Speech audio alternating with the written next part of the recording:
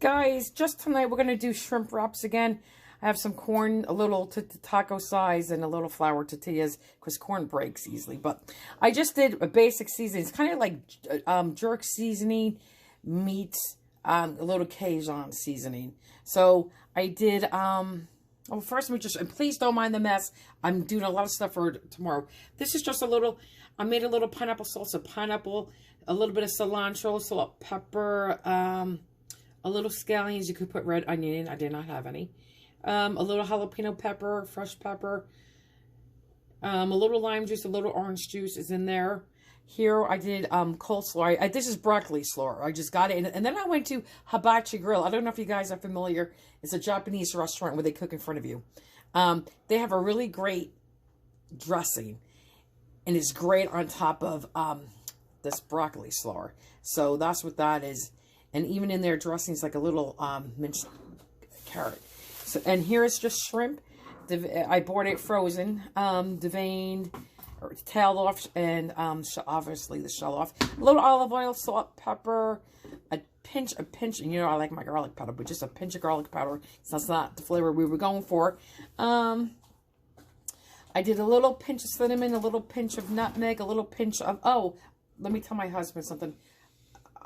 Give me a little cloves too. I'm going to put a little pinch of ground cloves in there. I did a little ginger. I did a little Cajun seasoning. I actually did a little cayenne pepper. You could do a lot of cayenne pepper if you like it spicy.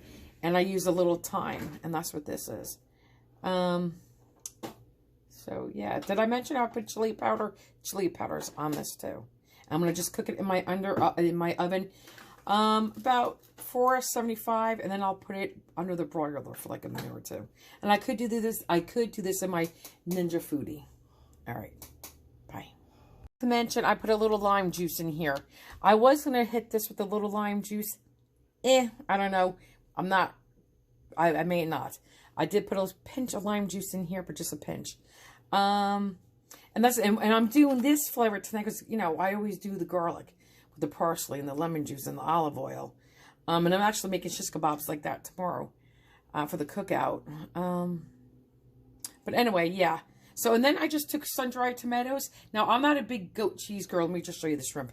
Well, I'll show you the sun-dried tomatoes. There's no olive oil on this one. But I did put olive oil on the ones I was using. I'm definitely not a goat cheese girl whatsoever. But Whole Foods makes a really, it's their own brand. And it's only $4.50 for like, I think 3 ounces or 2 ounces. I forget what size it was. But, and it's so mild. Now, you could put that in a salad, but it is good. And trust me, and I hate goat cheese, but it's really, really mild. But it's very good. And I mix a little dill, a little olive oil, a little black pepper. I always got to put that pinch of garlic powder in there. And then I did sun-dried tomatoes.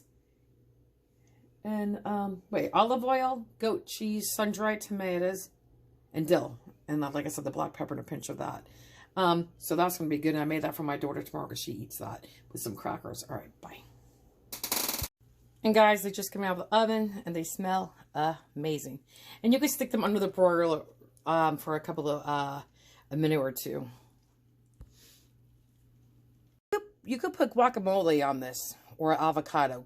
Ken didn't want any, but here I put the broccoli slaw down. I did my little pineapple salsa. I'm putting shrimp on right now. I think 3 is good for the size. For that one, he's a little guy. And we'll put 4 on this one. Okay, where's the other guy?